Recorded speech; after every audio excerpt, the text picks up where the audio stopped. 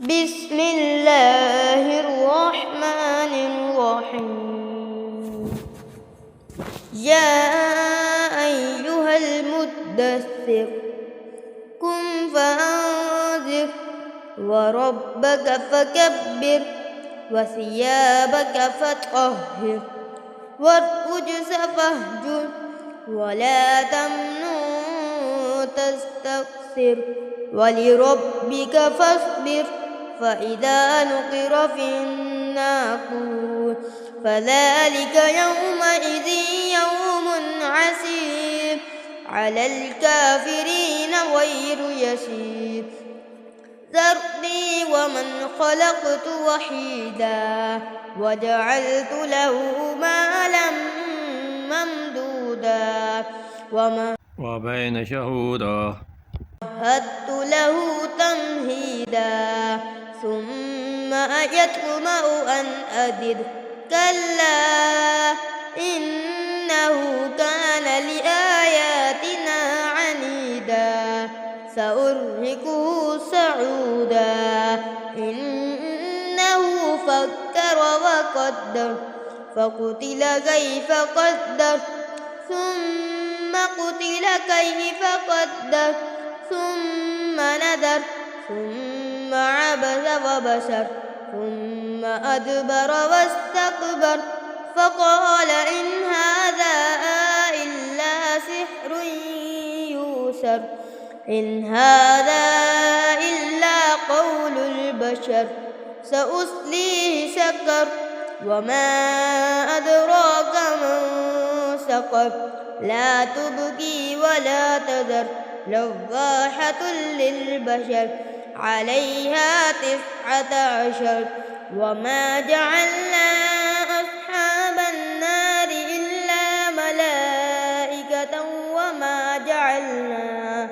وما جعلنا عدتهم إلا فتنة للذين كفروا ليستيقن الذين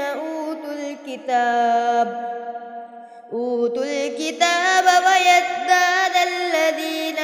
آمنوا إيمانا ولا يرتاب الذين أوتوا الكتاب والمؤمنون وليقول الذين في قلوبهم مرض والكافرون ماذا أراد الله بهذا مثلا كذلك يضل الله من يشاء ويهدي من يشاء وما يعلم جنود ربك إلا هو وما هي إلا ذكرى للبشر كلا والقمر والليل إذ أدبر والصبح إذا أسفر إنها لأحد الكبر نذيرا للبشر لمن شاء منكم أن يتقدم أو يتأخر كل نفس بما كسبت رهينة إلا أصحاب اليمين في جنات يتساءلون عن المجرمين ما سلككم في سقر قالوا لم نك من المسلمين ولم نك نطعم المسكين وكنا نخوض مع الخائضين وكنا نكذب بيوم الدين حتى آتانا اليقين فما تنفعهم شفاعة الشافعين فما لهم عن التذكرة معرضين كأنهم حمر مستنفرة فرت من